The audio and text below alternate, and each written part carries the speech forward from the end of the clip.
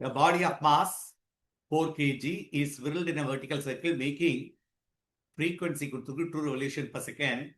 If the radius of the circle கொடுத்தாச்சு, then the tension of the string when the body is at the top of the circle. அப்போ இது சர்க்கிளில் move ஆகிட்டு இருக்கு. இது பின்ற point, இது ஏன்ற point.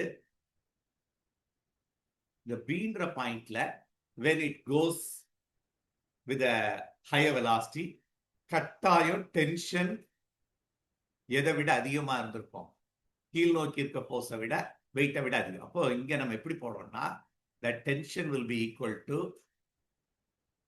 mv squared by r, which is called centrifugal reaction, outward action, minus mg is downward mg. அதுதான் net tension. அந்த tension outward, mv squared bar is outward force, centrifugal reaction. இதை வச்சுதான் எந்த பாயிண்ட்ல டென்ஷன் அட் பி போடுறோம்.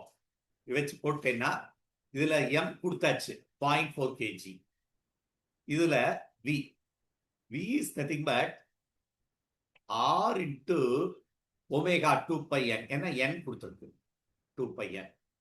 அப்போ r வந்து 1.2 into 2 into 3.14 into 2.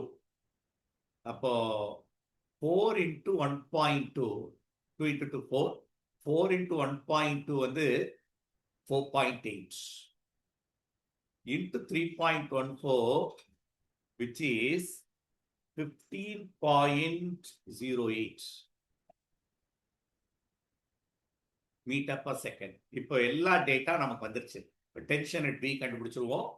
Mass வந்து 0.4, வெலாசிட்டி 15.08 the whole square